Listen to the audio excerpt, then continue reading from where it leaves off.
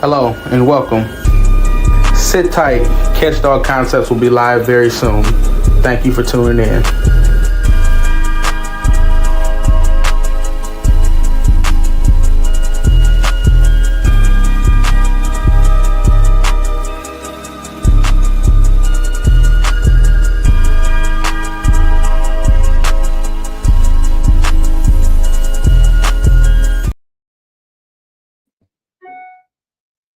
What's up? What's up? What's up? So today, got another special guest. I'm lagging. Give me a minute. Hold on. I don't like that. Let me see if that'll fix it. All right, I think that might be a little better. So yeah, today we got a guest. I called his brother friend of mine's. We got Hard Mouth Canine, aka Hunter Larson. This brother, he supports my channel. I call him a super supporter. You might see him everywhere and every now and then. It's a good dude. So let's let him up. What's going on, baby? What's up, man? How are you today? I'm all right, blessed and highly favored. Just keeping at the Always. grind, keeping my head above water, hopefully. That's the way to do it. It's all you can do. Yes, sir. So, you know, as we always do, give people a brief little introduction to yourself and who you are. Yeah, so my name's Hunter Larson. I'm 24 years old. I live in California right now.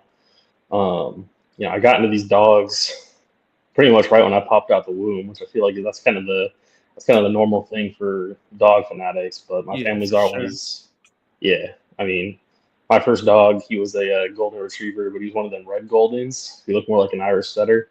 Yeah. Um, But yeah, my family's had dogs my whole life, different breeds. I mean, I've had huskies, pit bulls, I've had a Congo.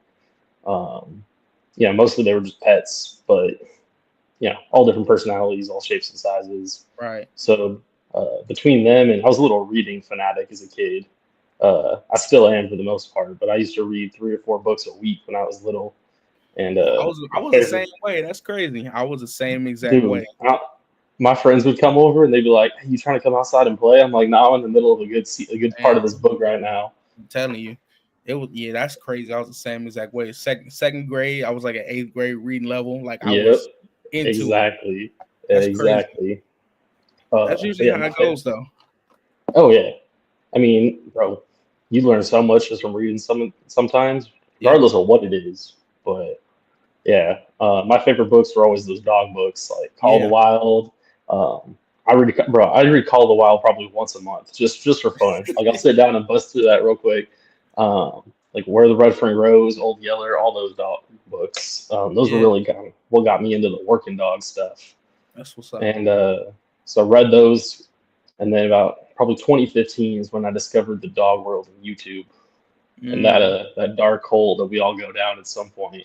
yeah. And so started watching all these breed documentaries and all these interviews with different breeders and trainers, and got introduced to these more niche breeds, like the Yeah. more rare ones, kind of outside the German Shepherd, Golden Retriever, mainstream stuff. And kind of just fell in love with it and been wanting to get into dogs ever since. Right. Um, I work around dogs now. I'm working dogs. I work around police dogs and scent dogs, all that kind of stuff. Love to hunt. So, I mean, Oh, the part of California I live in is infested with wild pigs, and I live around a bunch of wineries, and these pigs are costing millions of dollars of damage all the time. And yeah. so, Wow. yeah. So who was like really the first channel that you really like stuck around and was like, man, I really like what they got going on? It was probably a documentary TV. I I think that think was the big one. yeah, I think he was the first for a lot of people. Like his stuff Oh, yeah. popped up for me, and then I was like, I started watching some of it. Hmm. Then I go find the people that he made interview to talk to. Exactly. Yeah, yeah, Like that's he's how crazy. I found like Lee Robinson, and obviously all dog people, we all know who Lee is, and Yeah, um, but yeah, I think he was kind of the first one, and he was the you one got that definitely got me into like the LGDs and stuff. Like obviously yeah, I had a Congo, and that Congo was huge, man. I mean, I think we got him when I was probably 8 or 9, yeah, and I vividly remember like the second day we got him, my dad came home from work and like tapped his chest to get the dog to like jump up on it, and my dad's 6'1", 6'2", and this dog and him are looking eye to eye. Like this Wow. dog was like I could have rode that thing like a horse if I wanted to at that age. Yeah. So it's no. So you say there's no exaggeration really when it comes to these livestock guardian dogs. They're Dude, they're pretty big. huge. Yeah. They're Now, massive. I do see some people that are like they'll stand behind the dog to make it look a little bigger, or some people do that. But no, those are some massive dogs. Yeah. I mean, there's a thing with like the Congos and like the Anatolians, though. I mean, I think Kodo was the name of our Congo. He was probably only about 120 pounds, which is still Yeah. obviously huge. But most of those livestock guardians from like the Middle East, they're kind of built more like Great Danes, where they're just super tall. Yeah. They don't necessarily have that kind of mass behind them. Right.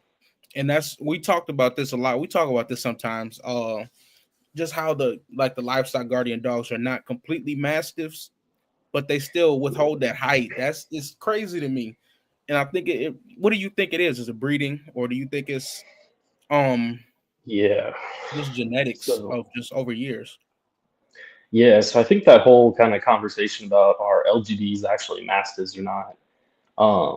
I think it's a lot of times people are kind of grouping mastiffs and LGDs into like two specific groups. Like both of those are really broad terms, right? It is, yeah. Um, like I mean, there's the people that call a dogo a mastiff, but you look at a dogo compared to a neo, It's a those are completely those are different very thing. different things. Yeah, for sure. Um, and so I think there's LGDs out there that are mastiffs, right? Like the Yeah. Tibetan mastiff is probably the big one that I look at. And I've Um, read there's controversy in that also, just because I think of yeah. coat and just what they did. Like they Hmm. protected livestock as well. I Yeah. think the whole entire group of them is called mountain type. I think they're called the mountain type of dogs or the flock Yeah. guard. That's two different names. Yeah. Um, but yeah, you look at like the Saint Bernard. Like you look at a Saint Bernard and you look at a English Mastiff. An English Mastiff and Saint Bernard look more similar than an English Mastiff and a Corso. Yeah, But yeah. is a Saint Bernard a Mastiff? I don't think anybody would Well, consider. I don't yeah, know. no. It's all Yeah, weird. But yeah, I think it kind of comes down to like there's a common ancestry there. Like look at the Corso specifically. Everybody's saying that they have a Bruzi in their ancestry, and the Bruzis are basically just like Great Pyrenees Maremma, a white Mhm. livestock guardian. Yeah, Which I don't know if I personally buy into that one, but just because I look at a Corso and I'm like, I don't see a Great Pyrenees in there, but whatever. yeah, But yeah, I think there's a lot of a lot of LGDs can be mastiffs. Like the yeah. Spanish Mastiff, I think is the most mastiff It is, and LGD looking thing. they still say he's a mountain type. He's not completely mastiff. Exactly. Yeah, So if anything, I feel like it'd be more appropriate to say that those kind of mastiff type LGDs are just definitely. Molossers. Yeah, Because I think of mastiff, I think of Bordeaux's, English Mastiffs, Neos, Neapolitan. Yeah, um, kind of those smoother coat dogs. But I feel like a yep, Molosser is a broader term for just big, heavy set it is. dog. Yes, sir. Yeah, Um, but yeah, in terms of keeping that height with stuff, and just overall size of some of these LGDs, I think a lot of it comes down to breeding, right? yeah, Whether that was kind of natural selection or intended by man, yeah, and it's just necessity. So I mean, you get these Anatolians or these Congol's or the Gomper, which I mean I've seen Gompers or in pictures of Gompers and everything they might be the tallest dog in the world if you really yeah. try to sit them down and look for them. But there's these dogs out there in villages in Turkey that you're not going to go out your way to go find. Right. Um, but they got to be able to travel hundreds of miles, And with these it's a sheep and these seeing goat thing flocks. also, right? Looking over the Hmm. hills or in the mountains or Yeah, whatever. Yeah, that makes yeah, sense. yeah. Be able to see longer distances, Right. uh, make them stand out from the livestock a lot. Yeah. That's definitely got to help when they're taller than the goat, so that the herder knows that they're there or not. Yep. But that size thing, it's in my opinion, LGDs developed their size more through natural selection than they did man-made breeding or Right. man-intended breeding. Because think you got a 70-pound dog. That's a big dog, right? Yeah. Like the dogs that you and I talk about, like in our personal time, like a 70-pound dog's not that big. But if you look at a 70-pound dog compared to most people, that's a It's a big pretty dog big for them. dog. Yeah. But you see a 70-pound dog trying to fight a wolf, that's a So very different conversation than a yeah, it's 150-pound definitely dog fighting that wolf. yeah, So I think it kind of just worked out where over time, because most of these LGDs developed like land race wise, like yeah. there was no intention really behind breeding them. There was no set standard. All that mattered was that they worked, If and if it they works, didn't it work, works. Yeah, they weren't going to get fed, and if they didn't get right. fed, they died. And it was Yeah, the strongest males were breeding all these females. So I think yeah, it was a very natural development compared to a lot of the breeds that we have right. today that were For sure. developed for a specific purpose or look or whatever it is. So why do you think they haven't been what is the word I'm trying to look for? Modernized, like some of these other breeds may have been. Right now we see the Cane Corso, they're being real modernized, or they're being pet. They're turning into pets more than somebody Mm-hmm. that has a job at the house. Same with the Presa Canario. That's another breed. They're getting bigger and softer. Why do you think that hasn't happened with the lifestyle guardians yet? So I think it's kind of I think it has kind of started already. I think You it think kind of so? just depends. I think it depends on what breed you're talking about. Okay. Um, so I mean, I've seen that there's 30 to 35 different breeds of livestock guardian Yeah. in the world. Like some people consider the Congo and the Anatolian the same dog, but around there's roughly 30 different types of livestock guardian dogs. Right. And I think here in the United States, probably the Great Pyrenees would be the most popular, right? I mean, I don't know, just based off just who I like, what I see and everything. Probably the Great Pyrenees is what most people know about. Yeah. Um, I think if you look at a working Great Pyrenees coming from like the actual Pyrenees Mountains in Europe, and you look at the Great Pyrenees here in the United States, I don't think they look the same at all. You Yeah. see, they're here in the United States, they're getting heavier, they're getting sloppier. They're taking that same trend as like the Presa or the Corso, Right. um, and they're not doing having that same working ability. But then you look at some of these other livestock guardian breeds that are probably a little less popular, like the Gomper specifically. Obviously, I just did my whole little series on my Instagram about the Gomper. That dog works, and I Yeah. think one because there's not a kennel club for it yet, so there's no set standard. So people are the only thing that they can breed this dog is based off of its working ability, not Mm. this dog is 32 inches tall, or whatever it is.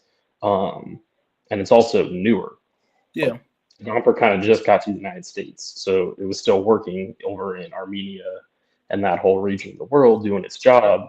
Um, but some of these, they're kind of collectively called like the white dogs. So that's like the Maremma, the Akbash, the Great Pyrenees. Those came over in the mid 70s, Gotcha. which is kind of when livestock guardian dogs really started here in the United States. So the That's ones that crazy. have been here, That's a lot of breeds time.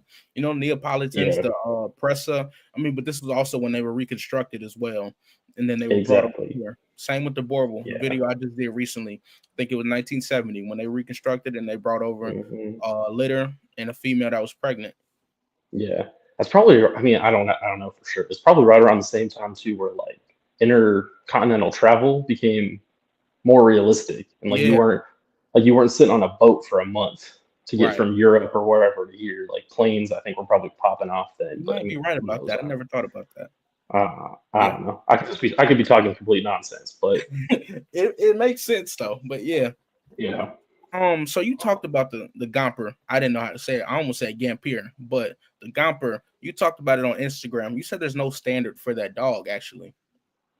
yeah. So in Armenia, there's definitely no standard. That's just it's a working thing. Um, the standard is they do their job and they're big as hell.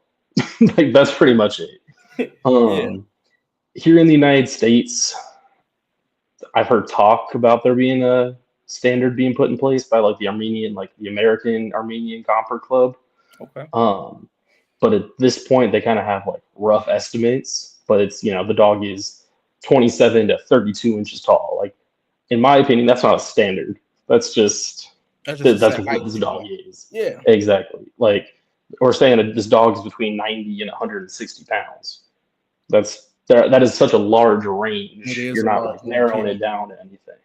And I mean their coat colors all they come on like everything like that. And so I mean you see even for me, like I think the Gomper is probably one of my favorite breeds out there, and I've done probably more research than I should have, and Ain't I nothing spent a wrong lot with of time looking at that dog. it. Yeah, And for me, it would be hard to necessarily be like, look at a dog and be like, yeah, that's 100% a Gomper. right. Wow. Because especially in Armenia, Armenia is very mountainous, right? Yeah. So you see there's like the northern mountains, the eastern mountains, the western mountains, and the southern mountains, and they're all kind of split up. So you can go to Armenia, and Gompers in each of those 4 different regions are going to look different. Yeah. It's kind of just the way that they developed. Gotcha. So, yeah. Okay. So you said they actually interbreed whatever works with the Gomper. Mm-hmm. Yeah. So this is kind of my own personal opinion. So nobody throw me under the bus for this one. But Hey, if you look at man. Go ahead. Hey, I don't think I've tried to find like articles behind it or telling me I'm wrong. I've not had anything tell me I'm wrong. I've just had stuff supporting this idea. Yeah. That if you look at like the Gomper, the Kongol to a degree, like southern Armenia and Turkey are kind of close to each other. So the southern Gompers are interbreed a lot with those Kongols that kind of come across the border and stuff. So those two definitely look different. But then you go into like the north part and you start looking at Gompers and you're like, that's just a Central Asian Shepherd, like a Charka or whatever it is. Right. My personal opinion is the Gompers were the dogs that were left over when the Soviet Union came into Armenia. So what happened was the Soviet Union invaded Armenia, and 2 things happened. One, they started to standardize the dogs in the lower like elevation areas, the areas that were a little bit easier to get to, because those high elevation villages, they're not going to waste their time going up there. Right. So you see, that's where the Central Asian Shepherd dog kind of came into play. They created this, the Russians and the Soviets kind of created the standard. And then they took a bunch of these dogs that were not considered Gompers at the time, but they were just the LGDs that were around. Took them back to Russia and used them in the Red Star kennel, which was the Soviet Union's breeding facility where they were trying to create all these super dogs. And that's where the Central Asian Charka came out of. Man, so oh my God, dude, those things are crazy. I got a video of one with a muzzle on, like ran right through the man, like it wasn't nothing to it. Well, it's now you're adding this crazy large LGD with all the power of that, and you're putting a German Shepherd and a Saint Bernard in it. Yeah, that's a gnarly combination. Right. The Saint Bernards back in the day were no joke. Oh yeah. Like now we all look at it, we think of like the Beethoven movie, and we're like, oh, they're so cute and couch fit. They don't play. No, for sure. That's a big dog too. Yeah. But yeah, that's kind of my personal opinion based off the research that I've done. Of Gompers were kind of just the dogs that were left unstandardized by the Soviets, and that really the Central Asian Shepherd and the Gomper are basically the same dog that kind of veered apart. In Central Asians are still great dogs. They're still great LGDs. They have a little bit more man aggression than most Gompers do. And they're a little bit smaller, and it's a little bit easier to look at one and be like, oh, that's a Central Asian. Yeah. Okay. Man, I think we just went into a whole tide of information and just great topics. We didn't even get into why you created Hard Mouth Canine and what do you plan to do with that? Yeah, so I mean, I created Hard Mouth Canine for a lot of the same reason you created Catch Dog Concepts. For my own personal education. Right. And to educate other people and kind of share that knowledge, because my biggest pet peeve in this whole dog world, and I'm not going to say I'm a part of the dog world right now. I'm not a dog man. I mean, you are though. You are, bro. I mean, you out here. We're getting there. You made connections already. Just on, like I said, on Hunter Larson. We talked about this. I mean, you make connections with some people. People follow you. They know who Hunter Larson is. So you're a part of that. And then, I mean, I think this is just going to push you farther into, like you said, that rabbit hole of the dog world. Yeah, because I mean, at this point, I mean, I'm young. I say I'm 24, and then I mean, there's you. You make me feel old, but um, I put it in context of most of these like most people in the dog world are actually adults. Like I'm 24. I don't feel like I'm a real adult yet. Right. So I'm like I haven't been able to get my dog program started. Like I said, I still have dogs and have had pets all my life, and Yeah. um, I do some work with police dogs, and I love training dogs, all that. Right. But I created Hardmouth really for myself to learn more, because I think it's Lee Robinson, because I think he studied dogs for like 10 years before he started creating Sentinel, right? Yeah. He was a zoo. 10 or 20. He went for zoology or something like that. Yeah, yeah. Um, and so for me, I'm like, all right, well, I might as well, if I know I want to get into these dogs, get my research up now, get the connections now rather than Right. when I'm 30 or whatever. And I'm like, all right, I'm ready to do this, but now I Yeah. got to wait 2 years or 3 years to do it properly. And my biggest pet peeve kind of watching the dog world as it happened was I felt like people were working against each other a little bit too much. Yeah. And I mean, you got people gatekeeping, not wanting to share their secrets, and or spreading misinformation that was just going to benefit them. And so I Right. kind of created Hardmouth Canine to, I mean, it's non-biased. Like I'm just Yeah. here to teach people stuff about obscure breeds of dogs Right. or any other information that I come across and share that with them. And I don't have a personal stake in it, Yeah. For sure. which I I'd think is say big. just you being like what you said, I think we both kind of share some of the same beliefs. Well, mainly most of them. Yeah.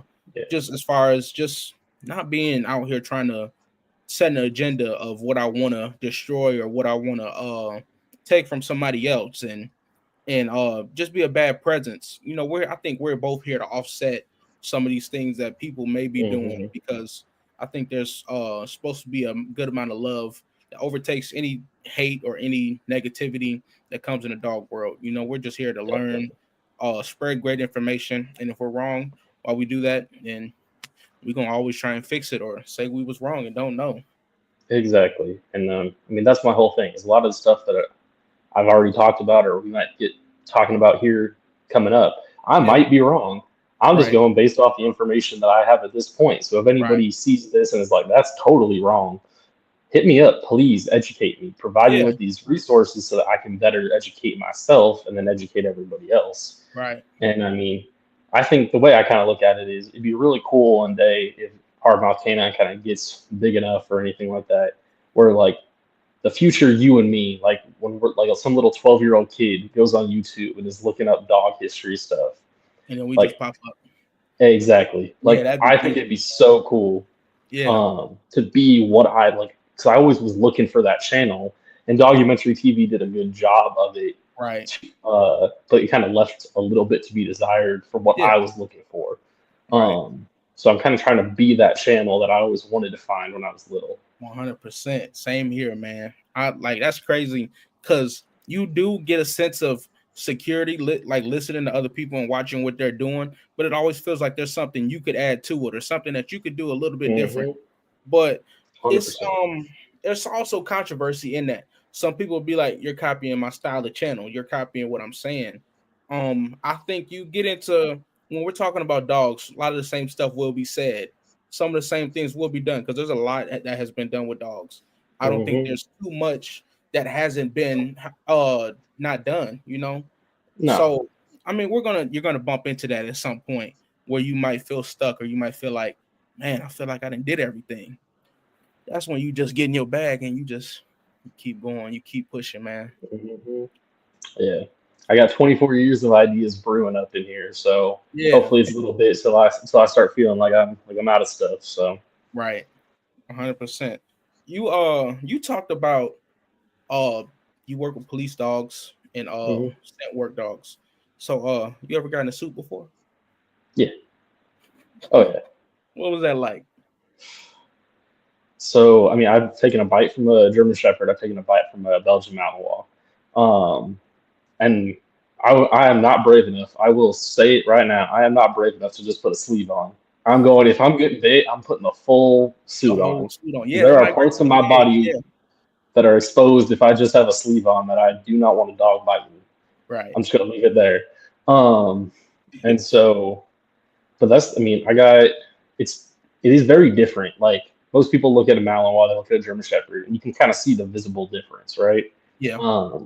But they look relatively similar, and they're obviously used for essentially all the same stuff. Yeah. Taking a bite from a Mal, though, I mean, they come at you so quick, and they grab onto your arm, and they swing around, and all of a sudden you're on the ground, and you're like, "What happened?" It's like you're top all of a sudden. But I mean, I don't know. I mean, they're both great dogs, but I've taken a bite from a German Shepherd, and they still come at you really quick, but they weigh 30 pounds more. Yeah.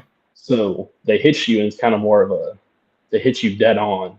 Right. And one of the German Shepherds that bit me, he's 115 pounds.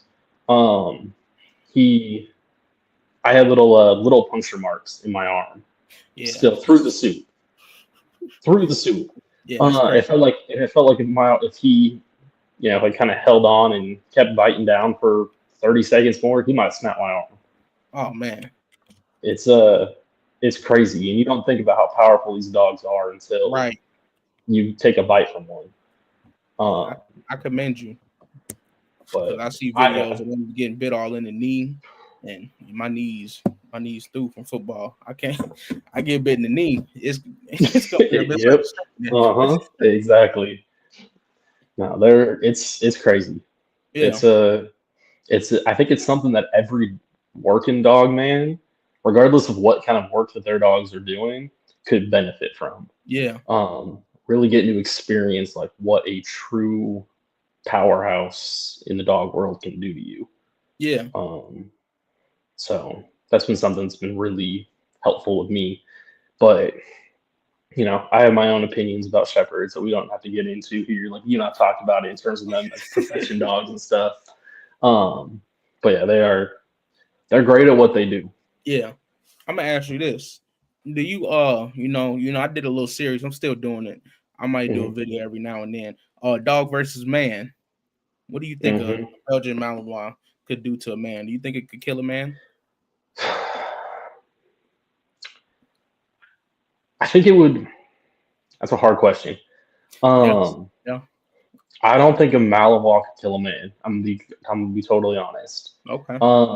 At least not in that moment. You might bleed out later. Yeah. Because it's bit you so many times. Right. But I think Mals are just a little bit too small. Where if you're in a fight for your life and that adrenaline's pumping, and I do martial arts and all that kind of stuff. Like I've been in not super life or death situations in a martial arts fight, but it's the same adrenaline stuff. Yeah. You get some super strength and you stop feeling a lot of stuff that you'd normally feel if you were in a normal state of mind.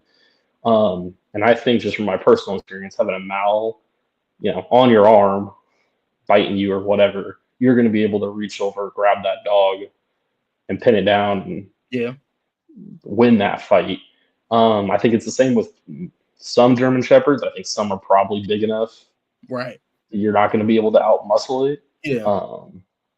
But I think definitely with a Malinois, you're going to be. Okay. Yeah, I'm gonna just start throwing that question out there when I have a person that's real well versed in the breed or has been around them enough to know what they can do. I'm gonna start asking that question. It's a good question. Yeah, appreciate that. And it makes you think. Yeah, it definitely makes you think. But there's a lot of factors going against you and the dog. Yeah, but that's probably one of the big reasons I don't think most shepherds are good as like a personal protection dog. If you want that personal protection dog to bite somebody, they're gonna make a lot of noise. But I mean, even you think about police dogs, you send a Belgian Malinois to chase down some bad guy or whatever it is, they bite the person, the cops show up 5 seconds later. Yeah, you're right. There's a reason for that, rather than you got a good Corso or a good Boer Bull or something. And it's just at home, and somebody breaks into your house, and they're just like, "Oh yeah," they regret every decision they made. Right. What's up, Dylan? Dylan said the Mal has taken lives before. Yeah, you're right about that though too. I think every breed has their wins when it or their Yeah. I don't want to say wins because that sounds a little messed up. Yeah, but But no, they have their I think I get what you mean. casualties with humans, though. I Yeah. think I even posted a video about the Dogo Argentino being able to take out a man, and some people were Mhm. like, "No, I don't think so." It was actually a person that bred and owned one. Some said that they wouldn't be able to do it, but they have the casualties as well. So I don't. It's such Yeah. a deep question, man. No, I think it's. I mean, I think a Mal is a better chance of doing it than like a poodle, Yeah, obviously. for sure. But I think it also a lot of it will come down to that breed mentality stuff. Right. Like a dogo probably wouldn't be a great option to kill a man if you for whatever reason because Right. dogos are so good with humans. Yeah. Physically they could, Yeah. but do they have that mental drive to? Right. Which I mean, that's I don't know. I don't know if you want to be breeding dogs the mental drive to kill people, but Yeah. that's a different conversation. But I know some dogo owners, they say when it comes to training, they will come up the leash. Like if you have them on the leash too long and there's somebody in front of them and they're getting agitated, Hmm. they'll turn around and they'll try and come up on you. Yeah, yeah. I feel like that's most high drive dogs though. Yeah, yeah. I mean, I've seen German Shepherds that are a. There was one that I watched. He was a demo dog for this German Shepherd trainer. So Hmm. he never like this guy never sold him to any police department or anything like that, but used him as like his example for when people would come to look to buy his dog. So this is the most Right. well trained dog he's got, obviously. And eventually that dog just got worked up so much that he and wasn't able to let out that frustration of being able to bite something that he just turned around and he bit his owner. Yeah, yeah, yeah. That definitely does happen. I think some American Pit Bull Terriers also have done that. They get too stressed out or they get agitated and they can't get to it. They'll turn around and bite you. Yep. Um, Man, so what do you think connections will do for what you're trying to accomplish? What do you plan to do with those connections once you make them? Also, So I mean, having the connections with just people that have been, breeding these or working with dogs for longer than I've been alive is always going to be beneficial, right? right? Because I think, especially in the dog world, you hear or you can read studies and articles and all this other stuff, Yeah, um, and a lot of the time they're kind of different than what this real world application comes down to. right. And so and in my opinion, if you have 20 or 10, 20, 30 years of real world experience being like I don't know, with Merle dogs, right? Yeah, Every article says you should never breed a Merle dog to any other dog. right. But there's people that have been breeding Merle Catahoulas or Merle Great Danes for centuries, Yeah, and the Dane I mean, especially the Catahoula is extremely healthy. right. So I take the real world stuff a little bit more seriously than articles written by people that are kind of might not have that hands-on experience. Right. Um, and I mean, it's going to sound kind of weird, but I'm kind of almost scouting some of these people that I have these connections with that are already breeding these dogs and training them or whatever for when I'm able to start my own program up and stuff of Yeah, where am I going to get my starting dogs from? right. I think that's something people try to jump into a little bit too quickly, whether it's working dogs or pets or whatever. Of they hop on Facebook Marketplace and the first breeder they see with the dog that they kind of like Yeah, it's 30 minutes down the road. I mean, if you're doing this right, dogs are an investment. They're for sure. expensive, but if you're trying to be serious and breed good dogs, you got to put that money in, Yeah, you and I do. want to make sure I'm making a good investment. Yeah, absolutely. Because you won't be able to travel as much. Maybe with one dog you might be able to travel a little bit, but once you get that program going and you got 4, 5, 6 dogs, whatever, you're not gonna be able to go too Mm-hmm. many places.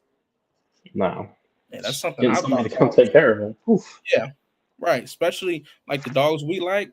Like who gonna want to take care of 2, 3 Borvils that's not gonna let you come into the house or let you No, come into the area? no. It's You're gonna have to definitely pay dogs that are hazard pay. yeah, yeah, man. So You said something though about people when they look to start their programs. They like you said, they go to Facebook Marketplace or they go to the somebody down the street. I don't think that's ideal. What do you think? What do you think? Some people what would you look for when it comes to what you're trying to do? What would you look for? What are some things you would tell others if they're looking for something? So I think there's three things, Hmm. and I think a lot of it. I think something a lot of people don't do is focus on the breeder. It's him, whoever the breeder is. They look at the dogs more, which obviously the dog is what you're buying. But I think the breeder is almost more important than the individual dog you're taking home. Right. Because you want an honest breeder. Because we've all heard those stories about people hanging papers or Yeah. all that stuff. Um, for me personally, I like to see consistency. Right. If you've been breeding for 10 years and you're 4 or 5 generations into your program, I want to make sure that whether you're breeding for looks or, you know, mindset or whatever, I want that to be consistent at that point. If you're Right. just starting out, that's a different thing. But at that point, if you're just starting out, I want to know that the parents, or at least one of the parents, is working. And I want proof that they're working and doing the job that I'm going to intend for this puppy. Right. Um, I don't want to get a bull mastiff to use as a property guardian dog, and 6 generations back on both sides, its family's a show dog, right? Yeah. Yeah. So I think those are kind of the three big things for me. Is you want to find a good breeder who's going to be honest, and I think most breeders that are really good are going to be resources for you for as long as you have that dog. Right. Um, whether that dog gets sick or you're having trouble training it or anything like that. Um, I'd like consistency in terms of all the dogs being produced, just kind of showing that there's been a goal that's been stuck to. Yeah. And then I want the parents to prove to me that they were worthy of being bred. Right. Because it's really easy to, spay or neuter a dog. It is. Yeah. And I don't think you should have a dog that's not, top tier breeding. Yeah. Yeah. For sure. Oh, I So think a lot of people get caught up in that too, though. Sometimes it is good to build a dog, or say you have a dog, you start from scratch and you build it up. Some people just look for they think the dog's gonna be what the parents are right away. There's a lot that goes into that, but we're not gonna have no puppy development or no dog development episode. No, I don't think you and I have that right. We don't have enough experience in that Definitely not. conversation yet. Yeah, Give it a couple of years though, and we can maybe get into that. for sure. We're gonna come back on here for that. I'm gonna ask you one more question, and I think I'm gonna let you go, brother. All right. What do you say to people that say experience over knowledge? I mean, no, experience over studies. It's a good I mean, question. it's a good question. Yeah.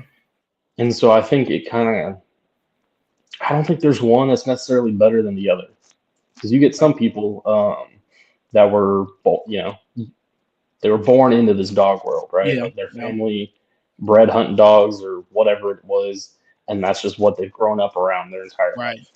Those people probably don't need to read the articles and take the time to research proper breeding techniques and training techniques, all that stuff, because it's just stuff that they have.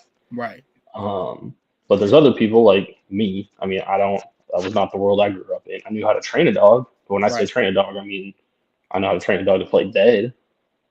I don't know how to. When I was younger, I didn't know how to train a dog to fight somebody on command or anything. Yeah. And so you're kind of just going with what's available to you in that moment. So if you're somebody that's not lucky enough to be born into it or have that knowledge and that experience kind of come in naturally, you gotta research. 100%. Yeah. Because if you want to do something and you're not researching it and you're kind of just hoping and praying, you're going to get into it, you're going to fail. Facts. And so I think, for me, like using me as a personal example, I've got a lot of dog knowledge stored up in here. At this point, I haven't been able to put a lot of that out into the universe and actually test it. Right. And I'm sure a bunch of it that I have up in here is going to be wrong, but some of it's bound to be right at this point. Yeah. That's the way that I look at it. And so experience probably better, but I don't think that there's not one that, in my opinion, you have to have Right. over the other one. Experience is going to be preferable, but sometimes experience isn't as available. Yeah, for sure. I get some people that tell me I need to interview people with 30, 40 years of experience. And I that's definitely, that would be a great episode or a great interview, just to Yeah. sit down and talk to somebody like that. But before you get them sat down, there's a lot of things you got to play into that. What did they do with that 40 years? They might have bred them dogs, but how did they breed them? What was the outcome? Mm-hmm. What was their plan? What was their goal? How did the goal change? What did you get your finished product in those 40 to 50 years or whatever? So Yeah. I say it's definitely beauty in the experience, but it's not everything. And a lot of people glorify it. And everybody has their faults, of course, don't get me wrong, but some people could Yeah. just be BSing for 30, 40 years. Yeah. I think there's a lot of people that mistake time for experience also. Yeah, Because you definitely. can breed dogs for 40 years, but what if you bred, you're like, I want to do this, and you breed that way for 5 years, and then you're like, man, never mind. You got to restart, and you go back, and you breed a different way for 10. Right. Like, what have you really been doing this whole time? I think Yeah. that's more important than anything. Yeah. You have somebody that's been grinding, putting in the work for 5 years, over somebody that's been kind of just half in, half out for 40. I might choose the person that's been in it hard all the way for Right. 5 years as 100%. somebody that's more experienced. But yeah, because I know people like that bred for 20, 30 years, and they got into this, got out of it, got into that, got out of it, got into this, got out of it, and then breed now and expect $2K for a puppy. yeah, And that's absurd. But we ain't gonna get into that. some of these people, man, Yeah, they just the got cost of it they want. I'm like, dude, this is I don't know. I mean, I'm sort of in the horse world, and I mean, people are buying $200,000 horses, and I'm like, bro, that thing can go home and die the second that you bring it home. Like, it's the same. It's the same with a dog. Obviously, nobody's paying $200,000 for a dog, but right. Yeah, you got a great point though. Yeah, that dog could die the next day, and you spent 10K, 5K. But that's just a game you play when it comes to this too. Exactly, it's a gamble. Definitely. Oh well, where can we find you at, brother? Yeah, so I mean, my YouTube channel is Hardmouth Canine. I haven't really posted anything on there yet, but we're kind of getting there. My Instagram is Hardmouth Canine. Trying to get a little bit more consistent with that. I think my plan is I'm probably going to start doing these 3 like breed reviews. Like my first one, I did the Gomper, and try to make my schedule for posting on that like Monday, Wednesday, Friday. Keep myself a little bit more consistent with that. Yeah. And yeah, I mean, Hardmouth Canine. That's pretty much it for YouTube and Instagram. We're gonna hopefully build that up and go from there. Okay. Any last remarks before we close out? No, I appreciate you having me on, brother. Yeah, I mean, you're the one. I remember back when you were a little baby channel. You had like 8 followers, and I DM'd you. Yeah, man. That was so. awesome, though. I was appreciative, though, man. I'm glad we forming this. I say a friendship, man. I 100%. saw you a friend. Yeah. So yeah. Best of luck, bro. Yeah, it's definitely nice having somebody else. Yeah, that feels the same way about most of this stuff. So. 100%. Yeah. All right, man. I'll catch you later. All right. Yeah, I'll message you something out of pocket off of here. Always. Salute to everybody. Salute.